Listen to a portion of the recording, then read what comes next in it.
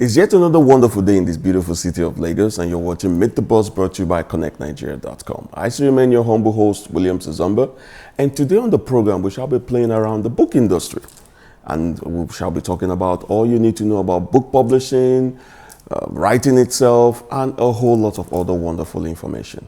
Well, as I always say on this program, stay tuned, stay glued, grab a cup of coffee or whatever you like to drink, and after this break, I shall be unveiling my guest today.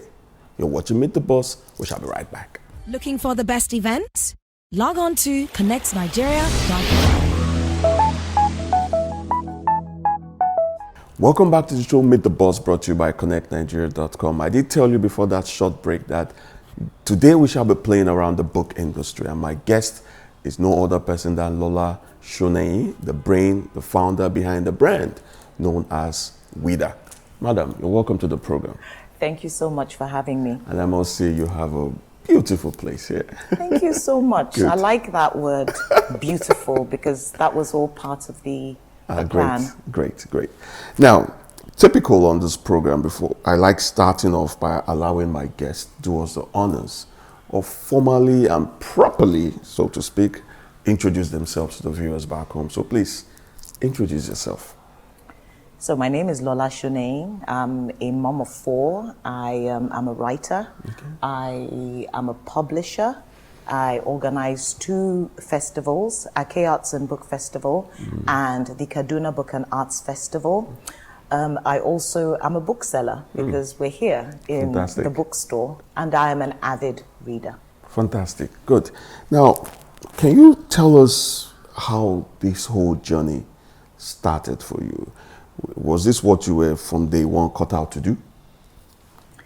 I didn't, for a long time, plan on ever being a writer. Okay. It was something that I enjoyed doing, something that made me very happy. I found it quite therapeutic. But I think I was lucky to have gone to schools where writing was just part of what you did as a student. That's what the school required of you to try your hand at creative writing. So it was always just part of my everyday life. It wasn't until I perhaps got to university in my creative writing class, I studied literature at the Ogun State University. That's when my lecturers started saying that, you know what, your poetry, this is not bad at all, or that story is really interesting. Have you thought about maybe writing professionally? And of course, it wasn't something that my father would have liked, or he liked the sound of, but the more I did it, the more I realized just how much joy it gave me. But I always wanted to do more than just be a writer. So when I was 23, for instance, I founded a publishing house called Overlonian House. The idea was always to be able to promote the work of other individuals, especially women, and in different genres. Fantastic. Now let's talk a bit about the business of writing.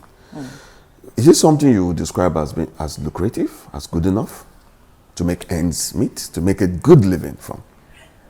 I have nothing but admiration for the people who can make a living from writing. I don't see how it's possible in Nigeria, in Africa. I know it's tough because you're thinking, okay, how much are you earning in royalties? Of course, if you're self-published, it's a different thing because you're kind of collecting all the money that you would have put in to actually putting the book together in the first place.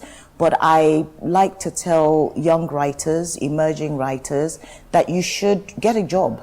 You know, do something that gives you your daily bread, that puts some bacon on the table, and you know, do the writing as a side, as a hobby, as something that you love, as something that you're passionate about. And then if you do have lots of books that you've published, then the likelihood is that you will be able to leave everything else and just focus on the writing. At some point in time. But I personally, and I mean, even abroad, you'll find that many writers are either teachers or lecturers in universities, artists doing other things to put food on the table.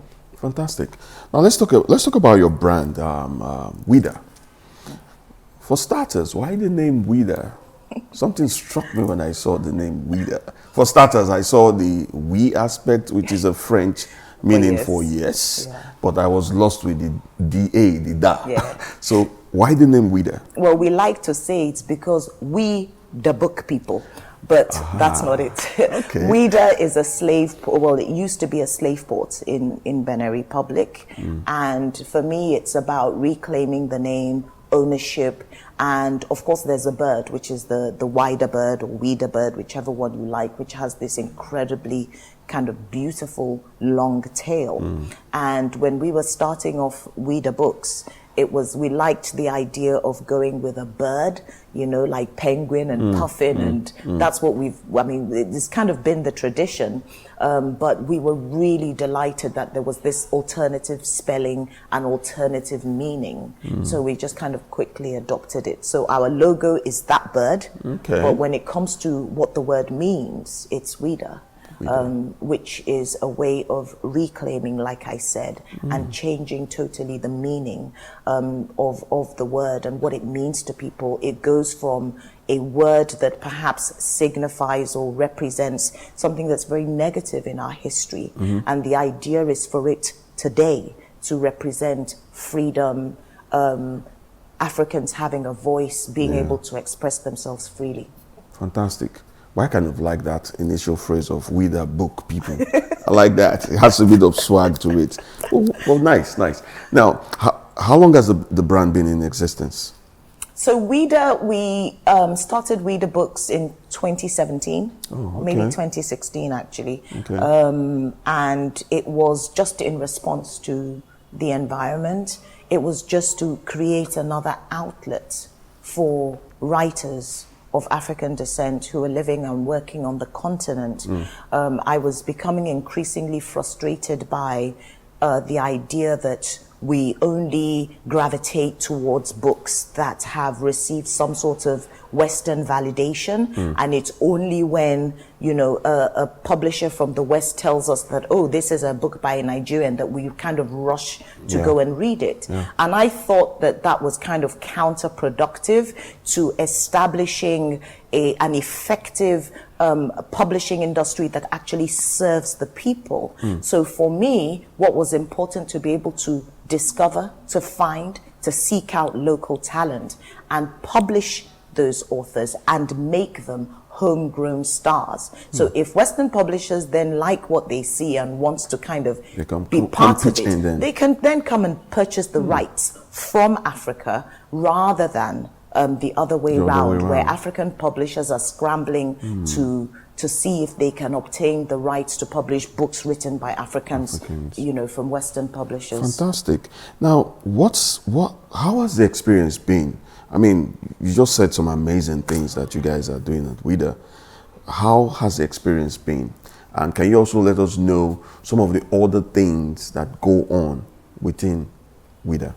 So on the whole, I have found it very fulfilling and very gratifying, but I acknowledge and I should register that it can be quite a challenging industry because as a publisher, you're working with printers. Printers rely on the prices of paper or the availability of paper. So it can get very complex with prices shooting up and down, and sometimes things can be unpredictable.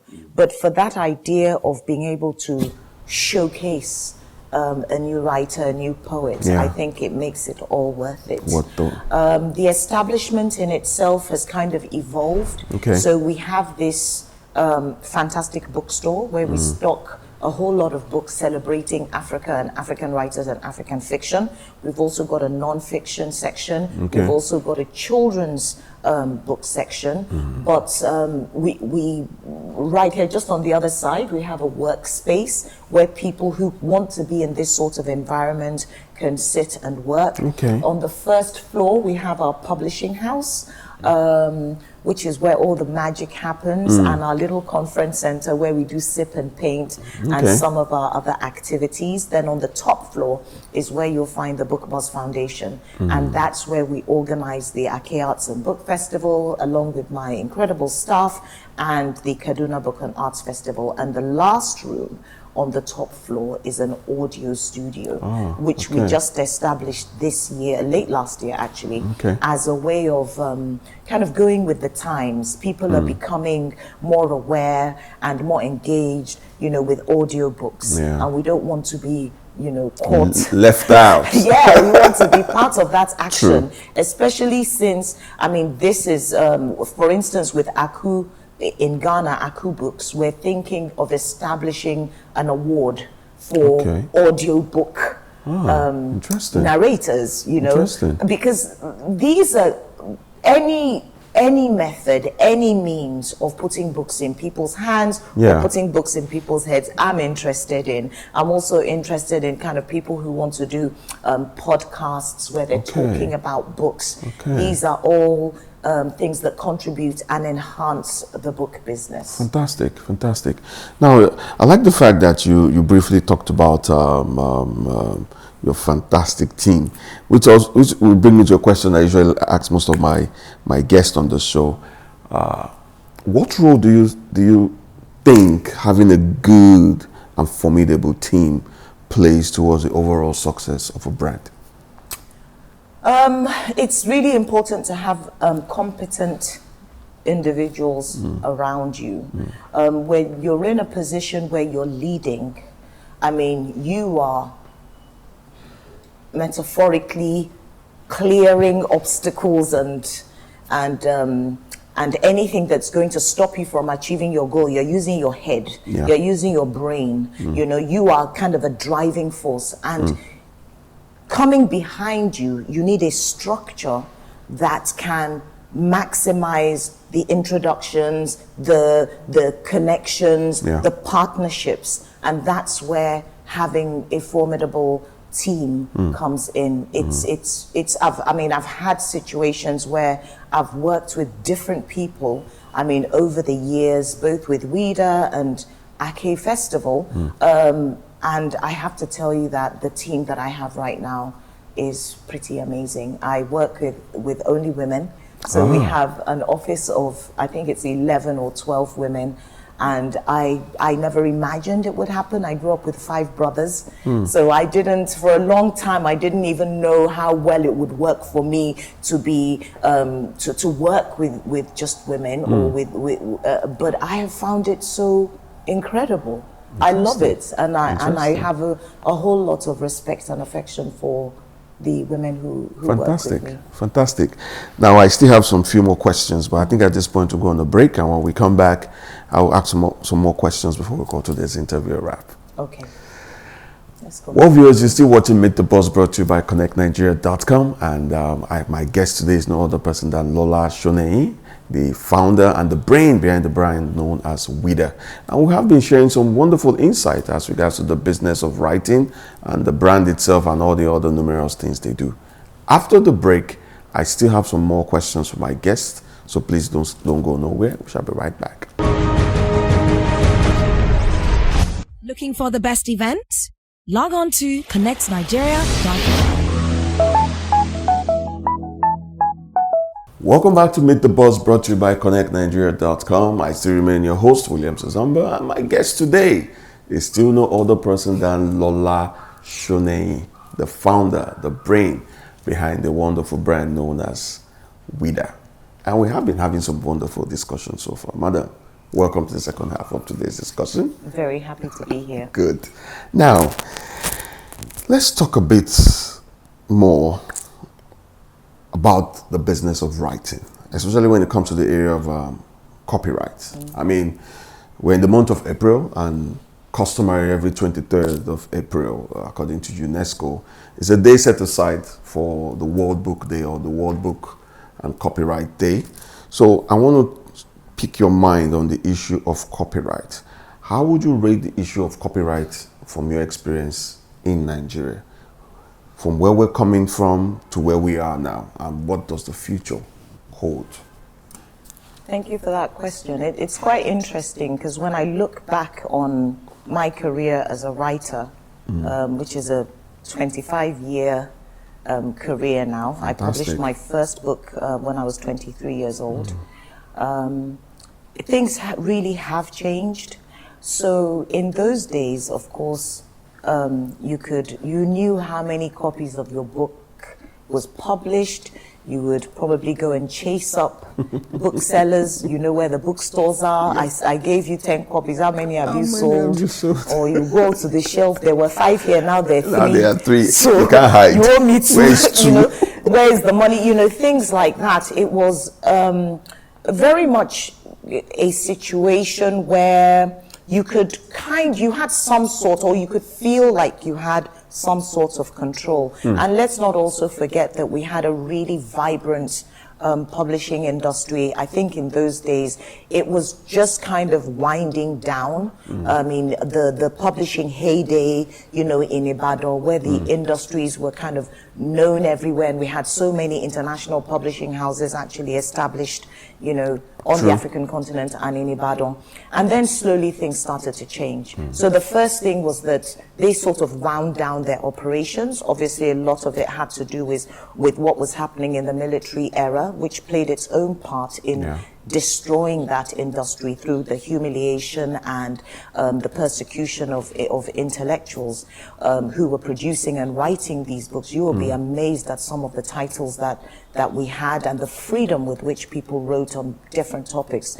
I mean, we've come a really long way. But these days, things are a little bit more different especially in terms, a little bit different rather, especially in terms of when you're talking about that control, that ability to be able to keep track of the progress of, you know, a book. And of course, I'm talking from the perspective of a publisher. So one of the problems that you'll find is, for me on social media, I get really anxious when every time I see somebody who is asking for an electronic edition of my novel, The Secret Lives of Baba Segi's Wives.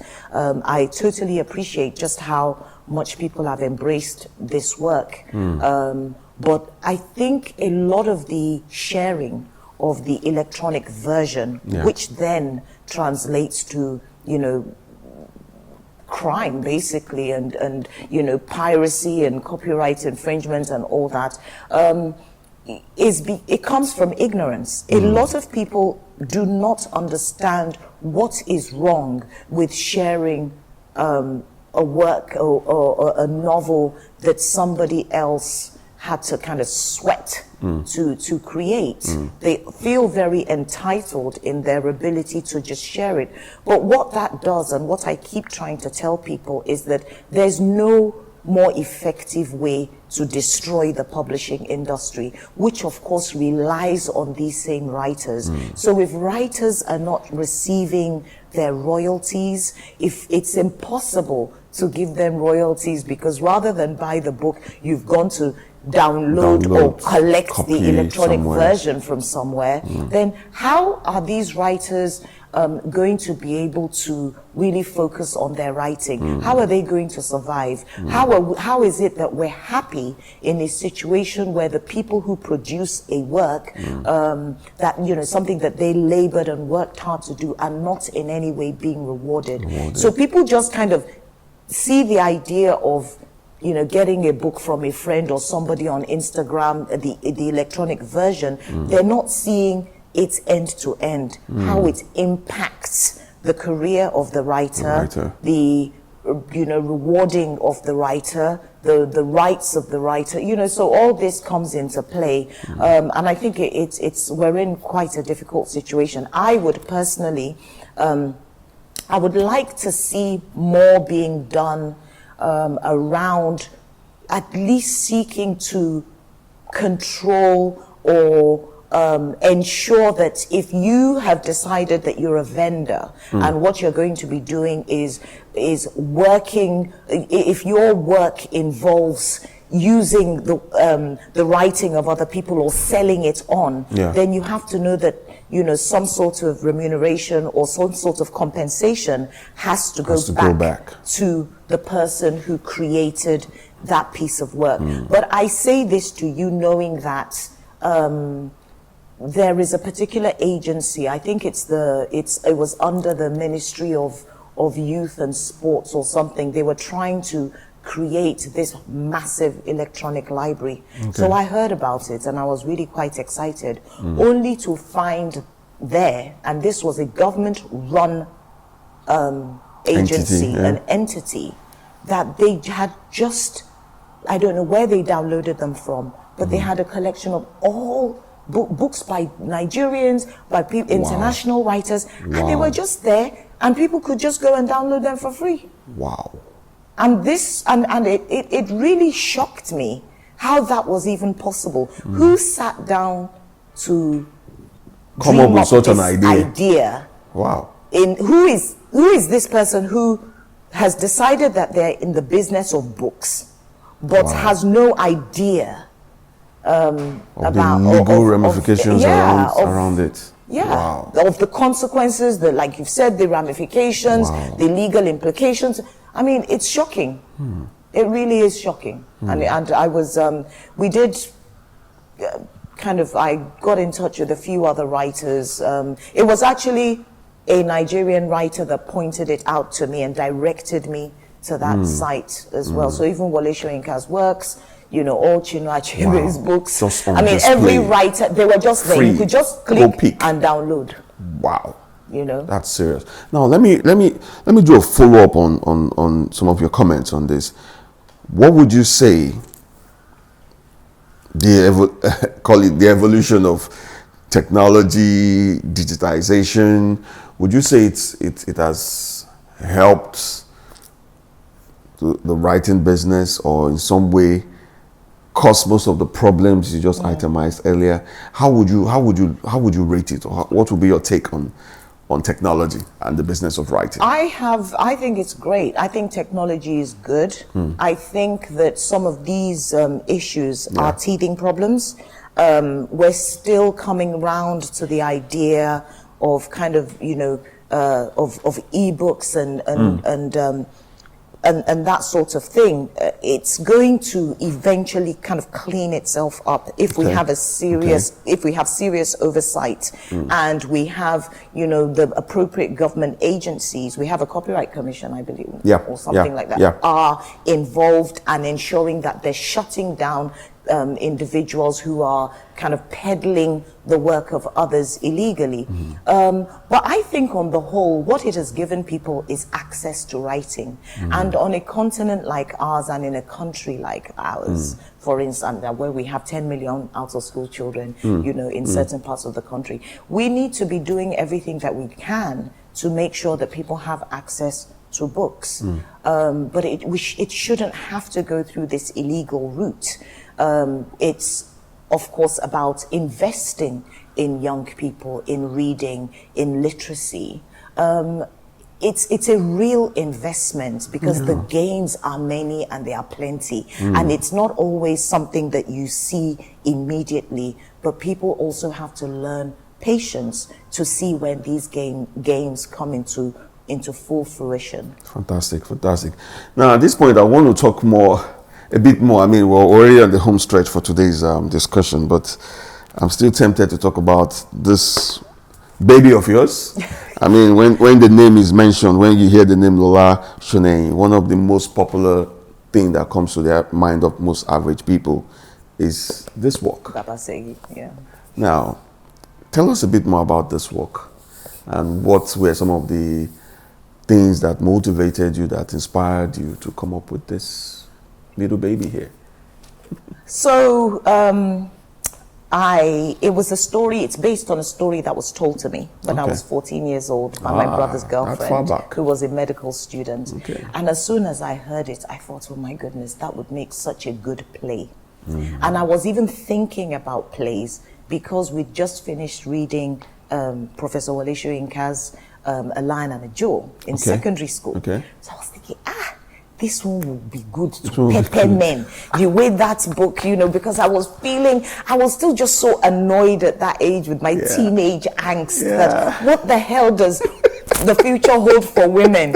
If some of them are plucking the armpits of Baruka, what kind of, that sort of thing was going through my head. So I thought this story was really brilliant, and something that I would write as a play. Okay. And then life happened, and I started writing more and more fiction. Of course, I have 3 books of poems. From there, I started trying my hand at novels, and I wanted to kind of write one. For me, it was it's one of those things that I tend to do. I tell myself I want to do this, and I go ahead and I execute it. It's not, I generally try not to let anything stop me achieving that goal. And once I've done it, move on to the next. That's it. I move on to my next personal challenge. So in many ways, getting it published, getting into the system was itself a massive ordeal. And that's part of why I started Ouida, because I didn't want other Nigerians to suffer some of the indignity and, humiliation and heartbreak that I experienced. It took me 4 years to find an agent, for instance, in the UK. And then it took another 6 years, I think, to find a publisher. It was a very long journey. 10 years. Wow. And of course, different books at different stages. Before, when I couldn't get Harlot, which was the second novel I'd written, published, that's when my agent just said, look, should we try something else? And I said, like what? And she said, do you have another story? And I said, well, there's this other book that that I've been wanting to write, but it's meant to be a play. And she said, tell me the story. So I kind of just told her the entire plot in about 2 minutes.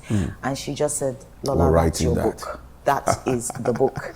So I started writing it. If I put all the time I put into it, because I was at a point in full-time education and in full-time employment whilst I was writing this novel. So it was very much about kind of being very disciplined about my time, especially, but altogether, I think over about 4 years, I think it probably took about 18 months if you kind of scrunch it all up. But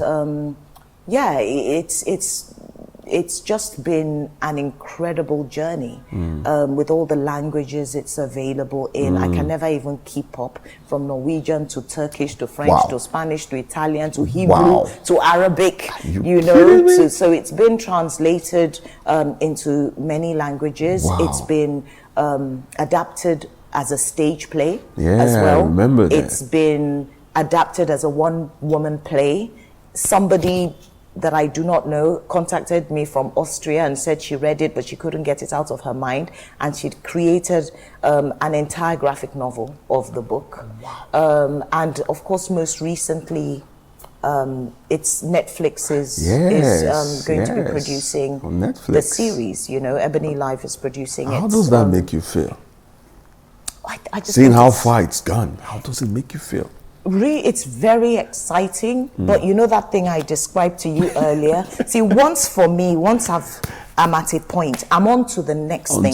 So I have a lot of other challenges that I have set for myself, other things that I really want to achieve. So my biggest, one of the biggest problems that I had, especially in my 30s and my late 40s, and my early 40s, is not being able to live in the present and not being able to really appreciate what's going on around me. And that's something that I'm really working hard at doing more of now. So even like when I reflect on the journey of Baba Segi, I continue to be extremely grateful. The fact that people are still reading it in book clubs 12 years after it was published, it's such a wonderful thing. But the one that gives me the most joy is when I see how much people have embraced it on the African continent. Because for me, this is an African book. And that's exactly how I wanted it to be read. Fantastic, fantastic. Now, before I go, we're at the home stretch for today's discussion, but I still want to quickly get your take on the Ake Festival that you organized too. What was the brain behind the Ake Festival, and how has the success been so far? Wow, Ake Festival has just been an amazing initiative. I mean, we've been at it now for 10 years. And I don't know what's going to happen. I'm kind of beyond these 10 years, because even when I started, a big part of it for me was to run it for 10 years, create a festival and an event where I could bring African writers and creatives, poets, thinkers, philosophers, artists, whatever it is, dancers, bring them together, because that's what we don't have enough of. We have, sometimes we have like the Africa section of a festival or an African festival that's happening in Europe or in America. And it's great, but for me, nothing can be quite like when you're having this African festival on African soil. True. I think there's a sense in which people, they feel like they're home, and they obviously kind of buy into the vision, which is to celebrate, to promote, and to help develop creativity, on the African continent. So I can't even begin to count how many initiatives, how many other festivals, how many relationships that have come out of the time that we spent together during Ake Festival. And it just gives me so much. I'm so proud of it. And I feel so lucky that so many people, so many writers, so many artists, when I call and knock, the door is always open for me to come in, and they're always happy to attend the festival. So there's no way it could even have been a success without the incredible people who have agreed to be part of that great initiative. I'm really thankful to them all. I'm looking forward to having a massive event this November. Okay. It's a kind of a festival season that's going to span 6 days. But in terms of the festival proper, it's going to be the 24th, the 25th, and the 26th of November this year. And it's going to be amazing. Fantastic. Now, before we go, I'd like to get some final words from you. Ouida, as a brand, 5 years from now, where would you want to see the brand? That's a really interesting question. Yes.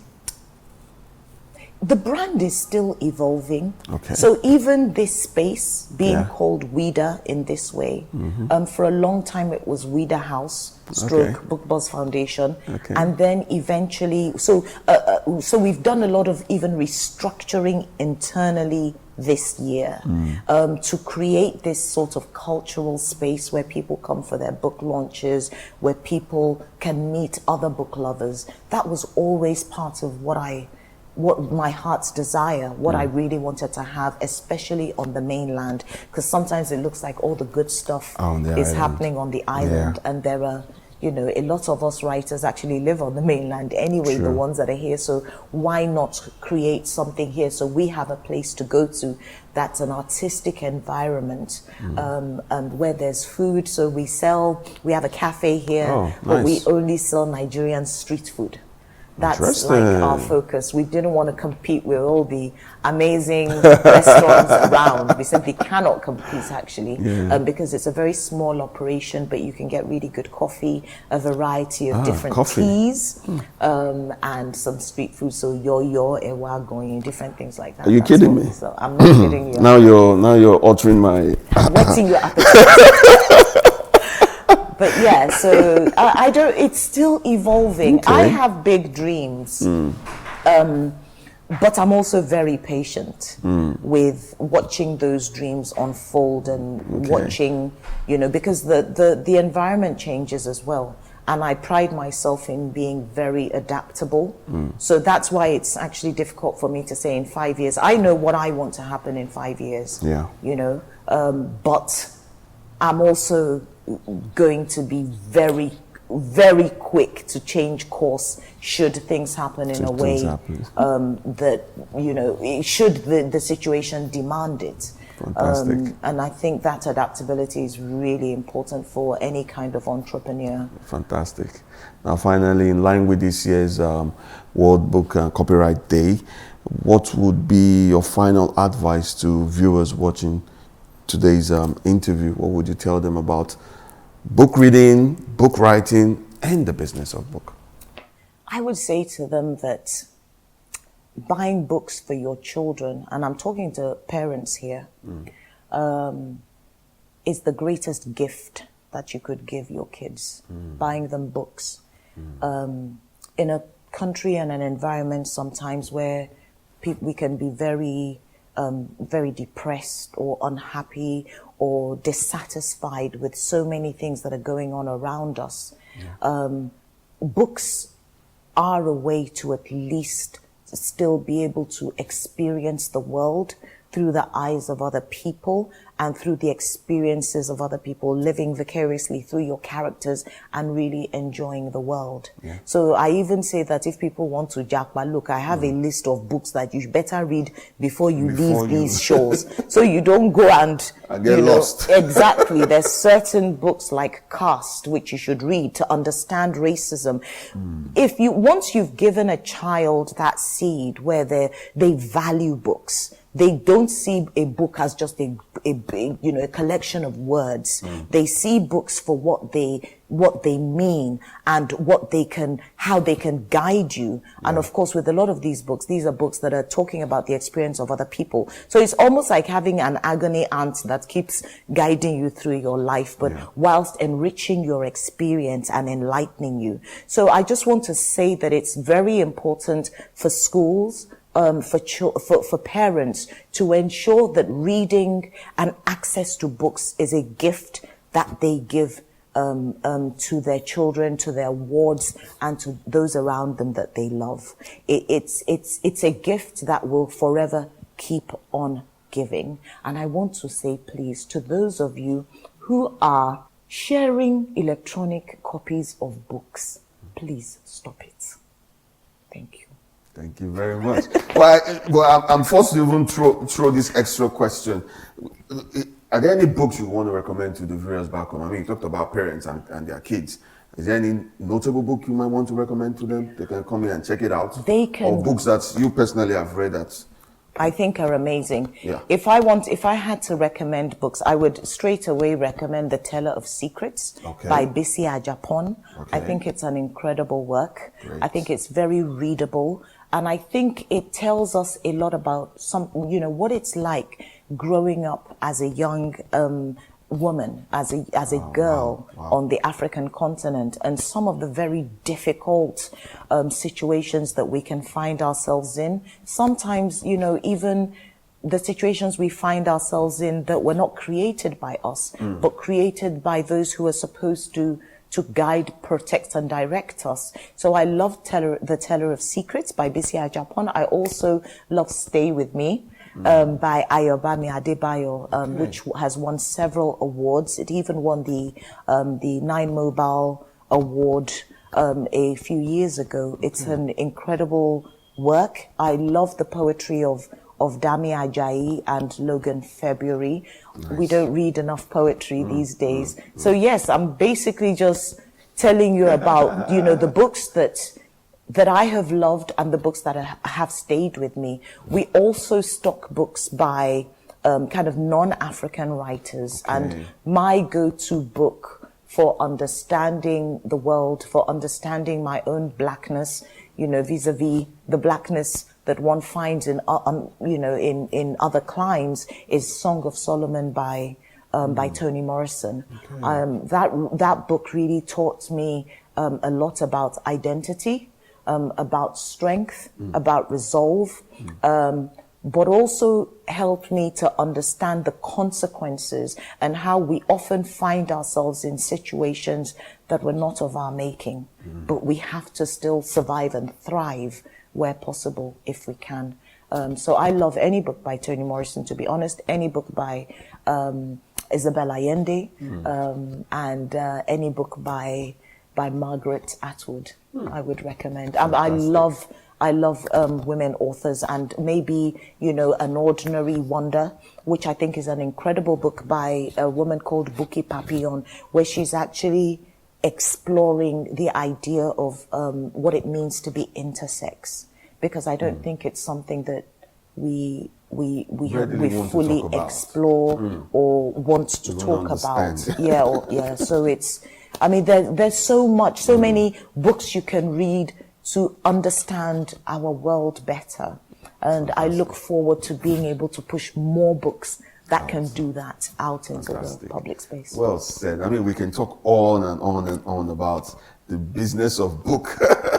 Well, thank you very much, Lola, for being on the program today. Thank you. We appreciate the time and all the wonderful insights that you've given us. And of course, we'll be following your brand, Ouida. Thank you. And Thank from you time so to time, much. We'll try to report some of the new things that you guys are doing. Thank you so Thanks for much. I having us. appreciate that. Thank you. Well, viewers, you've heard it all from my guest today, the one and only Lola Shoneyin, the founder and the brain behind the brand known as Ouida. And wow, what an insight we've learned from her today. Remember, you can also watch the post-production of today's interview on our YouTube page.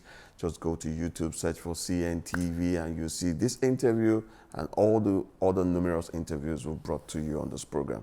And remember, too, you can always follow us on social media at Connect Nigeria across all platforms. Facebook, Twitter, Instagram, LinkedIn, at Connect Nigeria.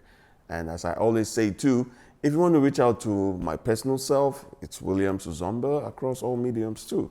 You want to see someone interesting on this program, do drop us a message or two, and we'll do our best to bring them your way. Until we come your way, same station, same network. I always say on this program, continue to keep a positive mind, and the sky might just be the beginning of your success. Bye, guys. Looking for the best events? Log on to connectnigeria.com.